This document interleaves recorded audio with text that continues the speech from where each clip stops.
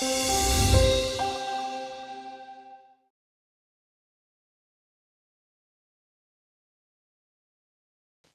everyone. Welcome to the post-lunch session. Again, as before, we have two presentations by NIPFP, followed by their discussions. I will briefly introduce the chair and the speakers. To chair this session, we are pleased to have with us Professor Sabyasachi Kar, Director at the Indian Institute of Economic Growth, where he also holds the RBI Chair Professorship. His academic research spans microeconomics, economic growth, development economics, and political economy. He has worked closely with the Planning Commission and the Niti Aayog and has collaborated with many international organizations, including the World Bank, the European Commission, etc. He has previously also held the RBI Chair Professorship here at NIPFP. We welcome you, sir. First up in the session, we have a presentation by Dr. Rudrani Bhattacharya, Associate Professor here at NIPFP. Dr. Bhattacharya holds a PhD in economics from the Indian Statistical Institute, and her research focuses on inflation and monetary policy, growth, and DSG models for emerging market economies. Today, she will present her work on macroeconomic impacts of fiscal consolidation in India under debt-GDP ratio as the new fiscal anchor. This work is co-authored with Sarvesh Ingle. This paper will be discussed by Professor Partha Chatterjee, Dean of Academics and Professor of Economics at Shiv Nadar University. Professor Chatterjee holds a PhD in economics from the University of Minnesota, and his research interests span macroeconomics, international economics, higher education, and issues related to emerging economies. Dr. Chatterjee is joining us online for this session. Next, we have a presentation by Dr. Vrinda Gupta, Assistant Professor here at NIPFP. She holds a PhD in economics from IIT Delhi, and her research focuses on monetary policy, global financial cycles, macroprudential regulation, AI, and central banking. Today, she's going to talk about global financial shocks and monetary policy in India, role of foreign exchange intervention, and macroprudential policy. Joining us as a discussant for this paper is Dr. Shoumya Datta, Associate Professor at South Asian University. Dr. Datta holds a PhD from Jawaharlal Nehru University. His research interests lie broadly in macroeconomic theory, nonlinear dynamics, and complex systems, with current work focusing on growth cycles, bounded rationality, and models with a heterogeneous agent. With this, I hand it over to you, Dr. Kar. Thank you, and good afternoon to everybody. Welcome back to this post-lunch session of NIPFP Presentations. We have two papers, most appropriately one on fiscal policy and the other one is on monetary policy. So I'm sure we'll have a broad exposure to all the new issues that have come up in macroeconomics pertaining to these policies. So the timing, I guess all of you are already aware, it's 20 minutes for each speaker, 10 minutes for the discussant, and then 15 minutes open to the audience for questions and answers. Once for the speakers, around 15 minutes, I will try and give you a signal that you have 5 minutes more. So with that, let's not waste any more time. The chair is yours, Rudrani, for your paper.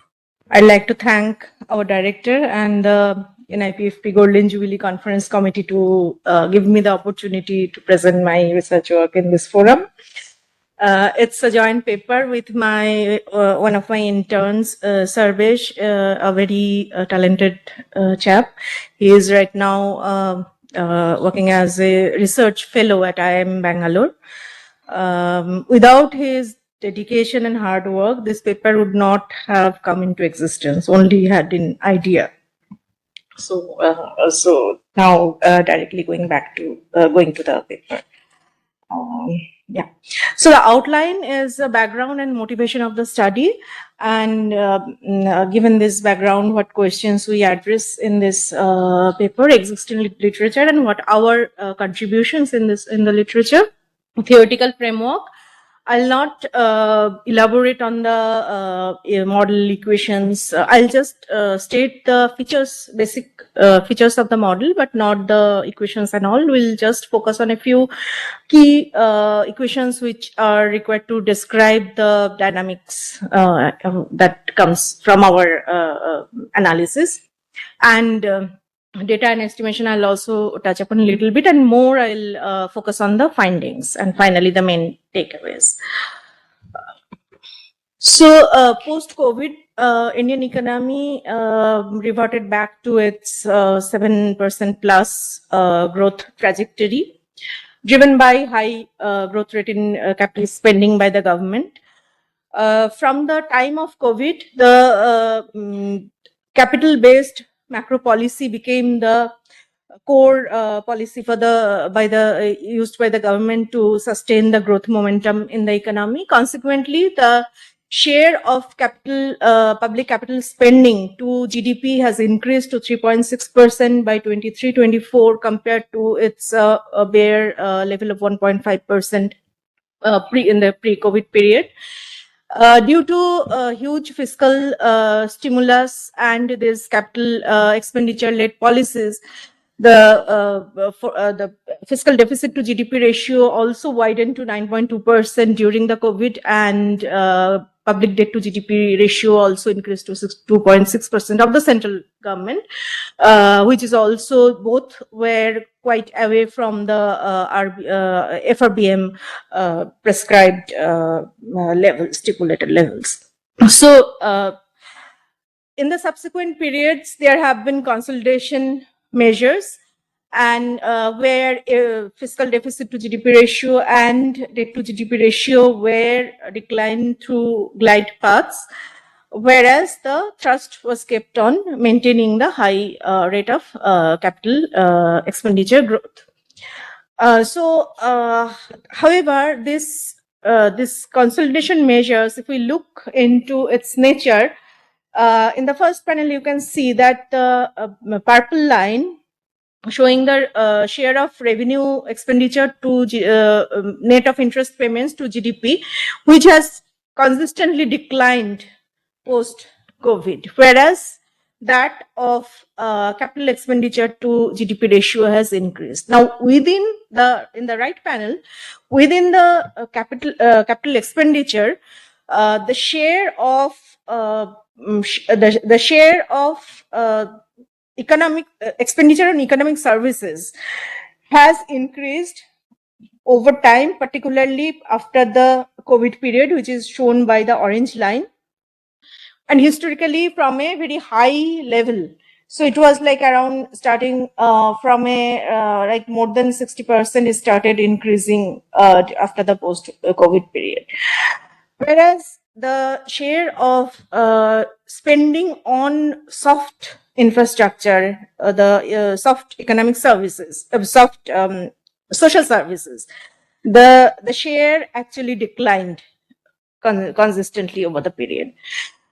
So, given this nature of consolidation, Union Budget 25-26 came with a new anchor of fiscal policy as the debt GDP ratio to decline to 50%, with within a ±1 band by 2030 to 31. So, given this macro fiscal landscape of India, this study addresses the following questions. Is the 50% public debt to GDP ratio is a realistic target given where we are currently now? Is the current fiscal deficit to GDP ratio is consistent with that target? Or does it require more consolidation effort? Does the consolidation design matter? Does the implications for growth and public debt to GDP ratio matter for different types of consolidation designs, such as squeezing revenue expenditure growth, squeezing capital expenditure growth, or reallocation of what we already have seen, that the reallocation of capital expenditure from economic services, from physical capital accumulation to social capital accumulation. So these are the kind of questions that we are trying to address in this study. So the major sets of evidence gives us three kinds of observations. So very old literature says that the pure austerity it helps in increasing the output, it helps in growth, because it is under the assumption that the economic agents are forward-looking, rational. When there are austerity is happening, they will expect that they are going to have a lower tax rate in the future, so their disposable income will increase in future, so they increase their spending, investment and everything, and that leads to the but and this literature is mainly based on the developed economies. But later the more recent literature, which is both for developed and developing economies, showed that in general austerity measures fiscal consolidations are mainly contractionary, and that's irrespective of its nature of consolidation rate, whether it's through the revenue side, whether by increasing taxes, or through the reducing expenditure, the expenditure side. Now, also the second observation that we find from the literature is that the austerity measures are self-defeating. Because when the government tries to reduce fiscal deficit to GDP ratio, just for a pure motive of reducing it, because of the contractionary effects, there are government has to borrow more to support the growth, actually. So it is actually self-defeating, and it's not pure austerity measures don't actually lead to debt stabilization objective that it cannot fulfill. Whereas in a recent study based on 44 developing economies and 26 developed economies, I think it's by IMF, it's found that if government cuts its expenditure in terms of consumption, government consumption expenditure is reduced while maintaining the investment expenditure, then the short-term contractionary impact from the fiscal consolidation can be overcome in the long term by rise in growth. And that's we also see in our results also.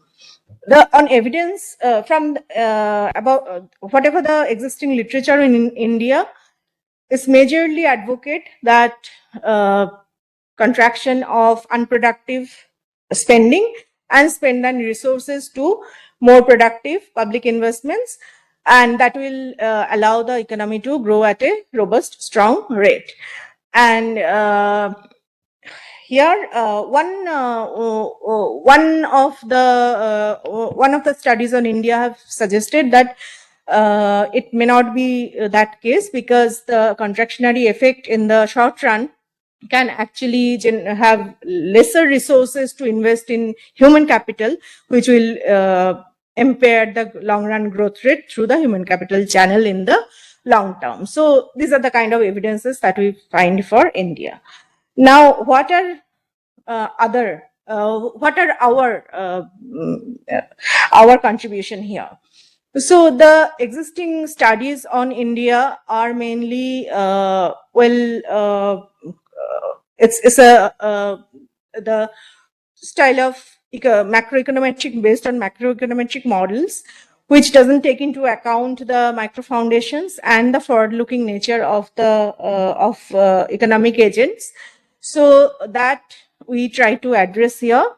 Secondly, all the studies which look at the implications of nature of fiscal consolidation, be it on developed countries or emerging economies or developing economies, have focused on whether the design vary across the revenue side consolidation or expenditure side consolidation. But what are the implications for shift in resources from physical capital to social capital? What are the role of social capital, like the consolidation at the cost of social capital, how that impact the economy? There's not much study done, and we're trying to fill the gap here. So briefly, the theoretical model. So this is based on a micro-founded new Keynesian general equilibrium framework. We add here extensive fiscal block, physical and human capital accumulation. So there is a closed economy with constant population, which is normalized to 1. We have heterogeneous agent models. So there are forward-looking agents who are these are called, actually in the literature they're called Ricardian agents, the Ricardian households. So they have complete access to financial services, financial markets, so they can smooth their consumption over their lifetime by saving, borrowing, etc. Whereas another section of the population do not have any access to financial services. They are called the liquidity constrained households. So they cannot smooth their consumption over their lifetime. So whatever their current income determines their current level of consumption. So we have these two kinds of agents in the model to have our dynamics more realistic, because we in a developing economy like India, we cannot assume that all people are rational, all are forward looking. Also, we cannot at the same time we cannot assume that everything is adaptive, all expectations are adaptive or based on the past. So we have a liquidity constraint households to match the fluctuations in consumption in the model that comes out of our model. Then both types of households derive utility from a private consumption good and government services, which is sort of a basket of goods which are provided by the government, which can be goods or services, but it's a basket, and it is a function of the expenditure that government makes on the social services. And consumption of Ricardian households also exhibit habit persistence. The production sector, there is a intermediate goods production sector and final goods production sector. So intermediate goods production producers, there is a continuum of them. They are monopolistically competitive. They produced a differentiated set of goods using private capital, which is this. That's KTI, that's private capital, public capital, KTG, and effective labor, that is the labor adjusted by the quality of labor, and I'll come in details to it about the effective labor. So the public capital here is increases the productivity of labor of private capital and labor through the positive externality, and that serves as a important channel of growth in this model. And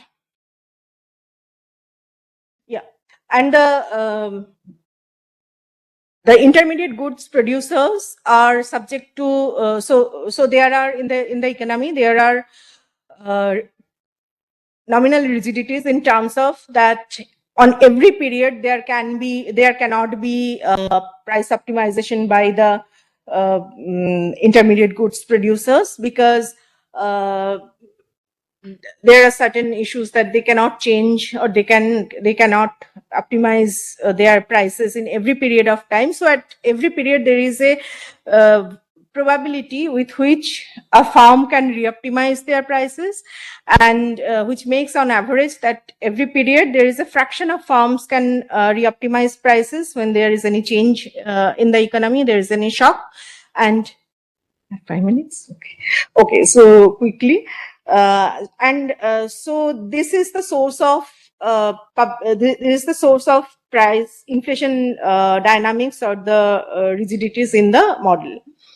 We have a Taylor type interest rule in the model, which is how the monetary policy is determined by the central bank. Fiscal block, there is so there are taxes on consumption and labor, and there is lump sum taxes on recurring households. There is a total spending divided into capital expenditure and revenue expenditure. Capital expenditure consists of spending on physical capital and social capital, which accumulates to these different types of capital stocks. Revenue expenditures is consisted by a base expenditure and the transfers that made to the households. And these components evolve as a AR1 process. Public debt evolves to close the gap between the its revenue and capital. The revenue here, one important aspect here is that the entire tax revenue doesn't directly flow to the economy automatically. It is only the fraction by epsilon t, which serves the captures the tax efficiency of tax administration, and it's time varying, and it varies with a shock over a time. The one important aspect of the model is the human capital accumulation, where there are two stages. So public spending on social services accumulates to the stock of human capital, which are to be matured to effective or productive human capital. And once that flows, a portion of that when it matures, so a portion of that when they are out of the school, out of the skilling process, and joins the economy as a productive human capital, it adds to the quality of the labor force. And if you remember the production function, that quality of the labor force adjusted to the total labor force in the economy, it produces output in the intermediate output in the economy. So I skip data and estimation. Now coming to the findings. So what we find that so the scenario in the we have done a few scenarios. So our benchmark case, our baseline case is that there is a 11.5% growth in capital expenditure annually distributed equally over the quarters. This is a quarterly, based on a quarterly data, estimated on quarterly data. It's distributed equally across the quarters, and tax efficiency also increases annually till next 5 years. So what then we find is that there is initially, because of Ricardian households' perception that there can be higher tax in the future, initially there is a decline in the consumption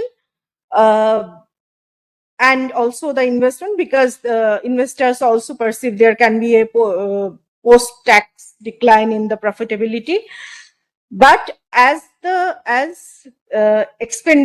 capital expenditure accumulates to public capital, it enhances output, return to private capital. So investment and output and growth increases.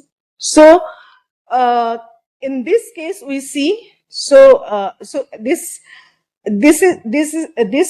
benchmark case is actually kind of, we are trying to replicate what government has done for the last 5 years, and what is right now doing is that increasing the capital stock at capital expenditure at a rate of 11.5%. And when they are doing it, we see that there is an initial decline. So we see that there is an initial decline in consumption, followed by gradual increase when there are rise in output and growth from public capital, externality effects of public capital. Now, in this case, we see that debt to GDP ratio, it declines consistently as output increases. But what we see is that it reaches 50% not by 2030-31, but after 6 years. So whatever is the given the current situation, macro fiscal situation, it is not a realistic target. Sorry.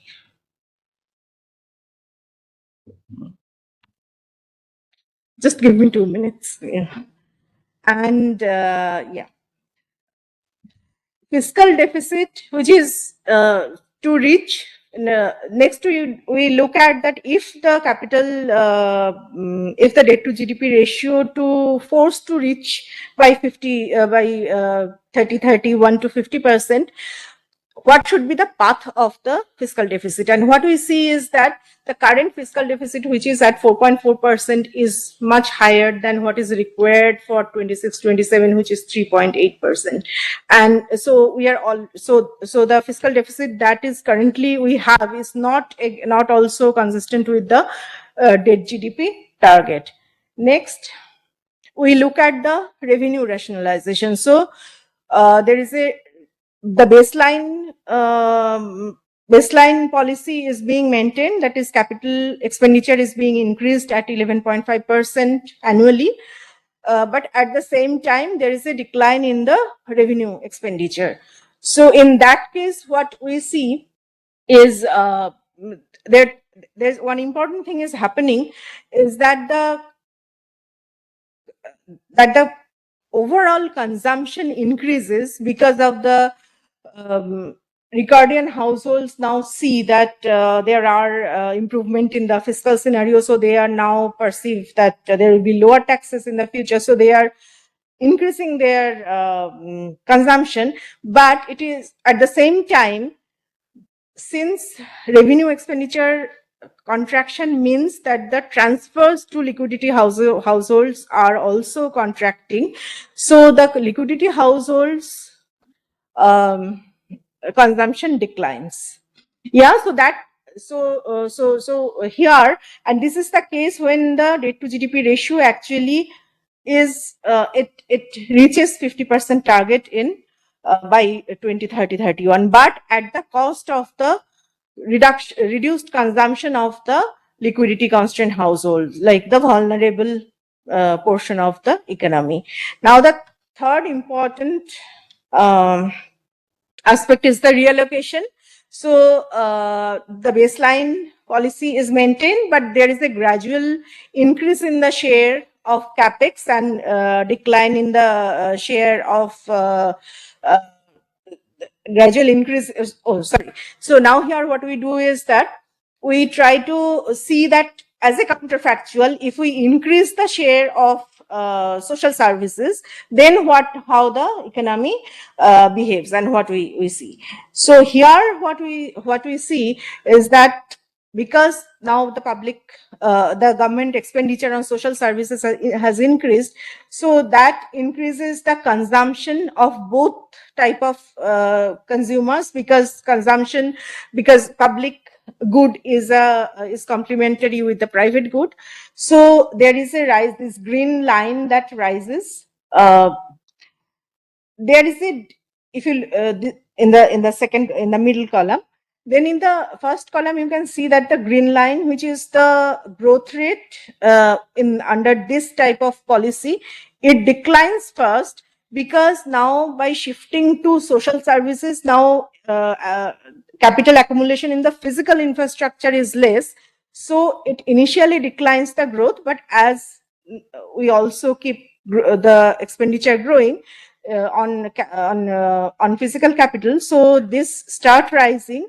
There comes a point when the growth rate cross over the baseline case, which means that the growth rate coming from the maturation of human capital at certain period of time actually reinforces the growth rate, and that settles to a new steady state where so that it is always a better policy option compared to the baseline, the only the, which means the only increase in the expenditure in capital.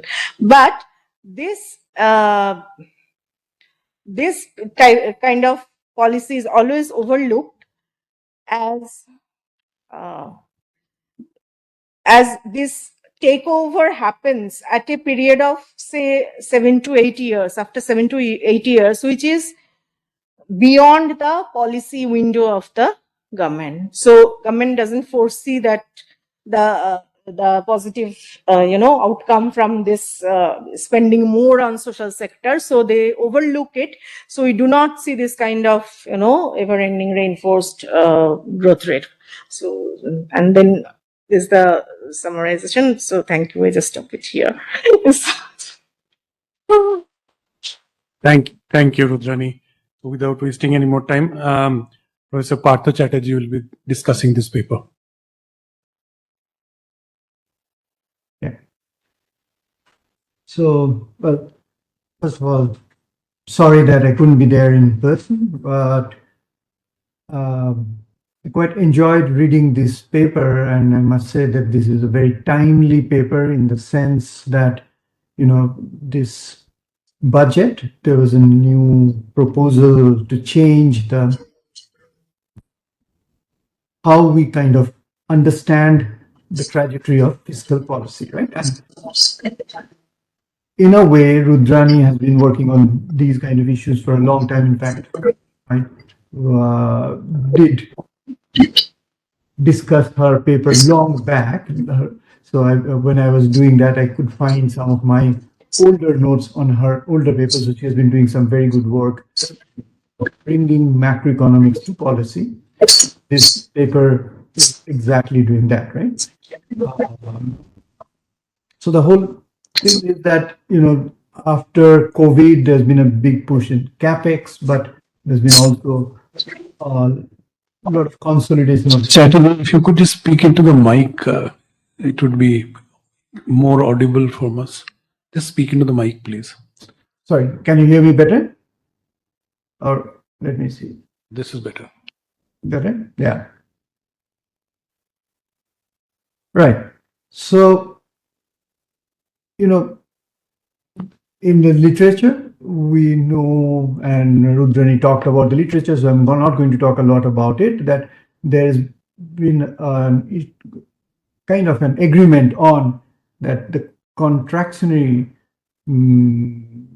path is, the consolidation is going to be contractionary, right? But what comes out as an important aspect in this paper is that it's not enough to look at the aggregate, right? It's important to look at the composition, by which means is this consolidation happening. And I think that's a key contribution of this paper. And the other key aspect that comes out, and I'm not going to talk a lot about it, but I think is a very critical aspect that this paper highlights, is that in terms of the structure of policymaking itself, is that impacting this composition, right? And here we will be talking about composition in terms of social capital versus physical capital, right?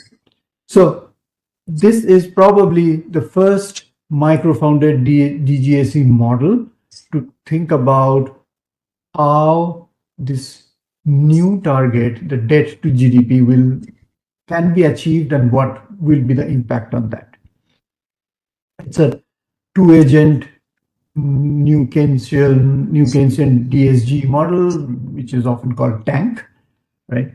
But the key mechanism that these authors bring in is this whole idea about human capital versus physical capital.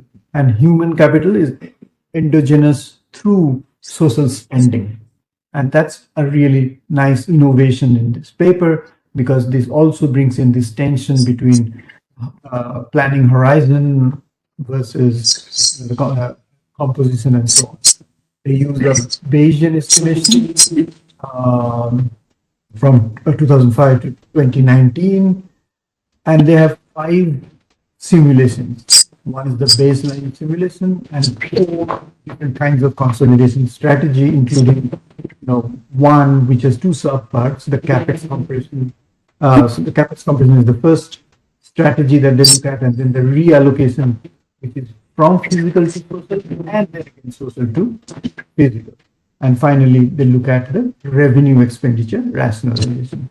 They find that the baseline model, which is what the government is committed to follow right now, right, will not necessarily achieve the target in the timeline that the government has set out to be. So it will be 6 years late. The capex compression will be self-defeating. If we reduce the capex spending over time, then it can be stagflationary and it will miss the target.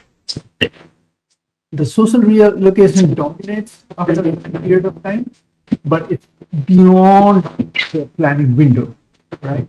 So probably the rationalization that can work is the revenue expenditure rationalization within this time horizon. Okay? Now, in terms of comments, I'm not going to go very details into the model, but something to think about for the authors is that the key innovation, as I mentioned, is two-stage pipeline between social capital to social capital to an unproductive stock like people in schools and colleges, which essentially then translate in labor and then finally out. Right?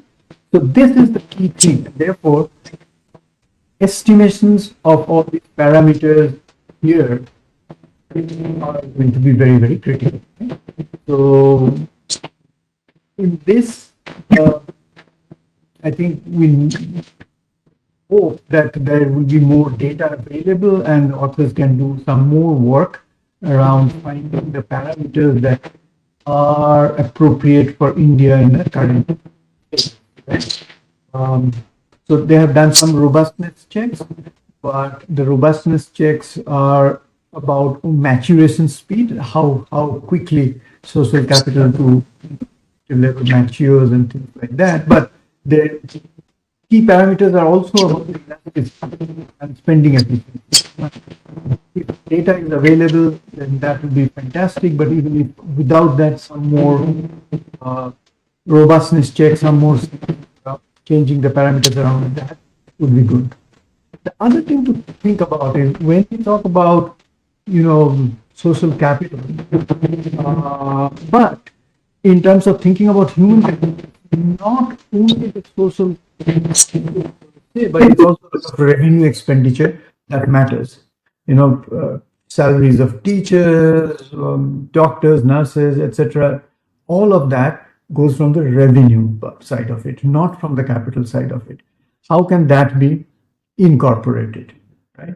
And the other big question about all of this is that when we measure the parameter, it's only the central capex that you're considering, but a large part of the social expenditure in both education and health comes from the states, right? So something that needs to be brought in. Okay. Then there's another question that is very, very critical for this paper, because there are two kinds of agents, one who are Ricardian, the other are the liquidity constrained, right? Or hand-to-mouth agents. But now that there is a lot of different kinds of transfers happening, how big is that size of people who are liquidity constrained in their daily activities? So something, again, that might be critical for this paper, given this distribution of work and distribution of population is very, very critical. I don't know, again, how you will get the data or whether you will get the data, but maybe something to look at, right? That how can we do that? Then finally, in terms of your findings, you find that the revenue expenditure has to be consolidated, right? Then what constitutes the revenue expenditure? 40% is about payments, wage bill is also very high, so it's nearly impossible. So it will essentially boil down to cutting the welfare transfers. And here there will be about, one thing is already that I talked about, that it might actually reduce social expenditures that will contribute to human capital, but also in terms of different kinds of distributional, income distribution, right? So something to think about, that while you have disaggregated the different kinds of expenditure, but within the revenue expenditure, what matters? Is there a way to account for that? So those are some comments about the workings of the paper, but what's also something probably to consider, maybe not in necessarily in this paper, but in the versions of this paper, is that the horizon, that, okay, we've been talking about this fact that within 5 years things are not changing if we do this or that, but we should think about a longer time horizon. But it's about the structure of policymaking. Can you comment on that? That, okay, how can we think about policymaking that will enable us to have a longer horizon for planning? And particularly when we're thinking about human capital and education and things like that, which takes time to mature, right? And if there is a constant under investment in that, then we know that the long-term impacts will be severe, not only in this context, but also in context of growth and welfare in general. So then how can we think about that bit, the horizon bit, right? Then the other part that I talked about is that how can we bring in this center state, a multi-government framework within this, right? Then when we talk about fiscal consolidation and debt to GDP ratio, it's not only about what's happening within the economy, but a lot, and particularly now when the world is so volatile, we need to think about what's happening across the globe. So maybe think about extending this to a more open economy framework that will help you in also bringing some of the monetary side of the economy into this, right? So that might be. Then the other thing is that you stop at 2019, and some of the estimates are actually as old as 2005, where structurally the economy has changed. So maybe think about how can we get this data more recent data, right? So what would be nice to do is this disaggregated revenue expenditure. The other thing that would be a good value addition in this paper itself is the formal welfare component. You already compared the consumption across two groups, but if you can do a formal welfare composition, then that will help. I talked about the robustness already, and you can think about maybe a time varying parameters and open economy channel. All of that can be probably brought in to make this really more closer to what's happening right now, right? So that's all. I'll share these slides and think this is good paper, which again brings back focus to two very under talked about things. One is this issue about human capital accumulation and that role of that in the fiscal consolidation side of it, right? Because we do not talk enough about that part anyway, but even if we do talk, it's mostly talked about in terms of the growth aspects of it, but of the economy. But this is a very nice way to say that that matters even in the fiscal prudence side of the economy. And the second thing that I said is, is again a very valuable point to make for a public policy debate, which is that how do we actually structurally change policy making so that we do not have to worry about election cycles, we do not have to worry about short time horizons. We can actually do some planning for the future of India. Okay, so thank you, Rudrani, for this nice paper, and hopefully these comments will help you improve the paper. Thank you so much.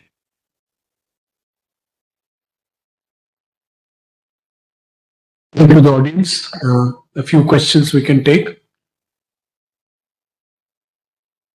So, Rudrani, congratulations. That's a very interesting DSG model that you all have developed. I wanted to ask you a question.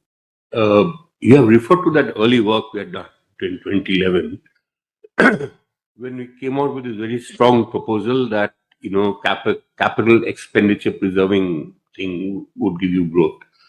And I was always uncomfortable that the implication, the corollary was that you start cutting on social spending, and you all have tried to address that problem.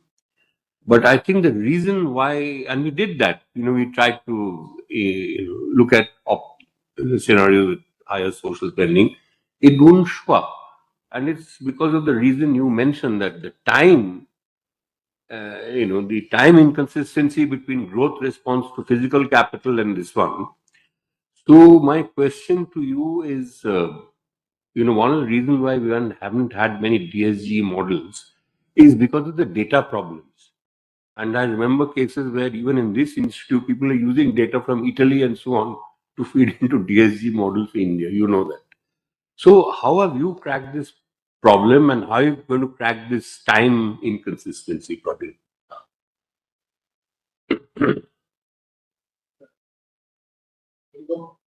any more questions? Yes. Yeah, it's a very interesting paper. But there are a couple of things which I'm slightly uncomfortable with. First of all, this very hard distinction between capital and revenue expenditure, because there is a complementarity. I mean, I think what Professor Chatterjee also pointed out, that if you have schools, then you will need teachers to teach in those schools. So how do you, I mean, there might be some way that you can maybe bring into account this complementarity. The other thing is, in the context of this two-agent model, how do you take into account the shift between these two different groups of the Ricardian and the liquidity constraint agents? Because the fiscal policy will also have an impact on, maybe it might lead to, depending on what kind of policies you have, it might lead to a shift from Ricardian to liquidity constraint and vice versa. And that will also have an impact on growth, and by growth on the debt-GDP ratio, because if you have a increase in Ricardian households, then the savings would increase, the growth would increase. So that is something which probably one needs to take into account. Okay. Last question. Yeah. I just had a clarification question. The model choice, I mean, it's really nice. I don't understand why you have habits in there. What's the role of habits? Because you kind of created, as it is, there's a set of guys who are in trouble. I mean, and then you've kind of heaped another sort of made them even weirder by putting, so there has to be some method to this thing. And the other thing I don't understand is, what's the role of the monetary block here? Because you're kind of focusing, is it playing any role in these, and it's a link through the budget, or where is the link coming from? Why do you have that? So answer all the questions. First of all, thank you. You have to, the mic is not on. With so many critical and useful comments.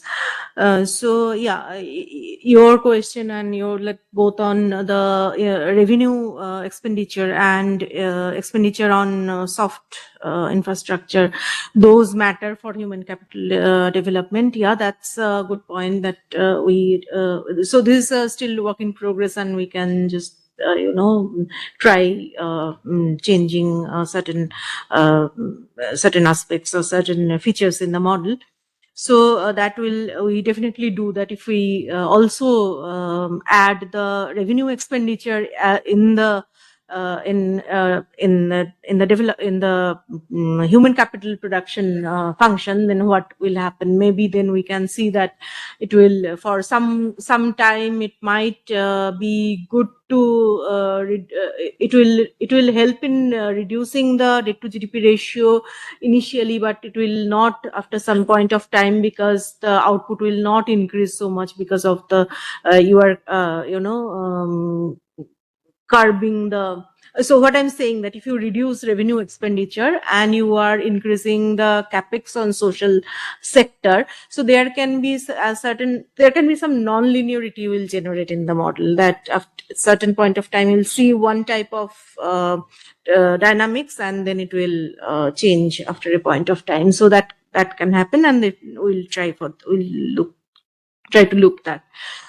Second, consumption equivalent variation. So that that's as a policy, that if they want to safeguard the liquidity constant households consumption changes, so what could be the transfer that government can make to compensate when they are squeezing the revenue expenditure. So that can also be looked at.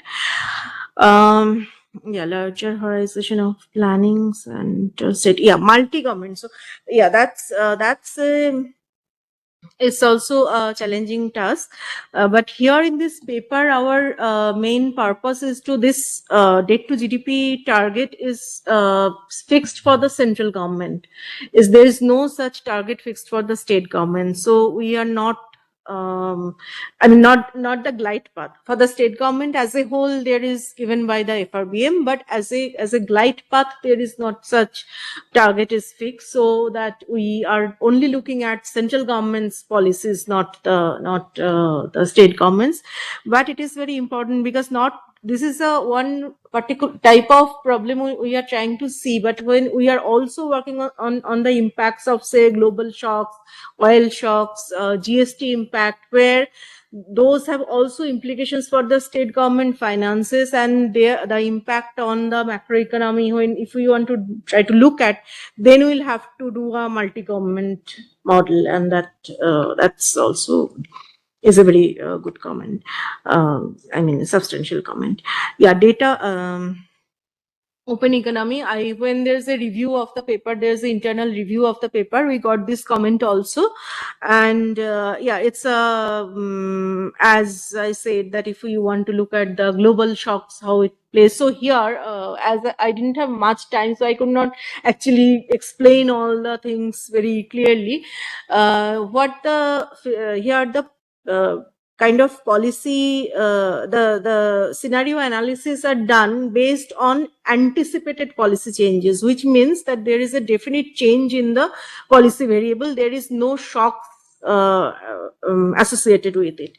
But suppose we are also trying to do it a kind of a stochastic simulation, where there will be uncertainties in the model, and then we can so kind of, if we try to look at how the global uncertainty plays, also can impact this kind of policies and their implications. So those have to be looked in a open economic framework, or those type of questions can be looked in a more of a stochastic simulation framework that are still under progress. So that's we are doing. Data vintage, so it is true that we do not if we estimate the model after 2019, then the estimates are a bit unstable.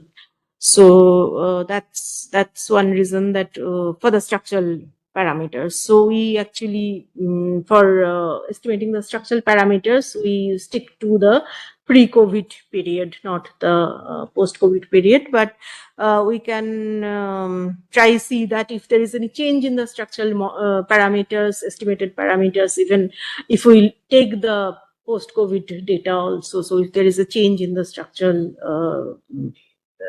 coefficients or not, that we can look at. And what else?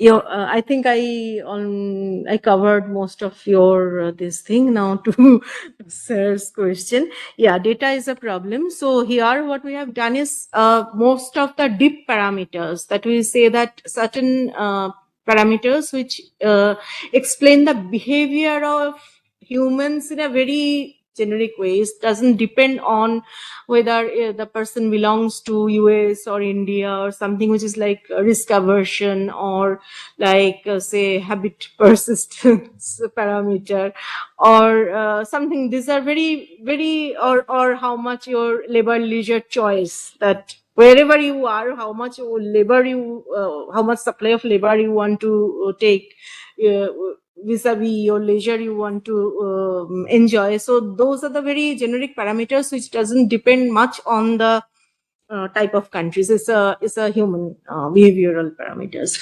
So those we have calibrated from the existing literature.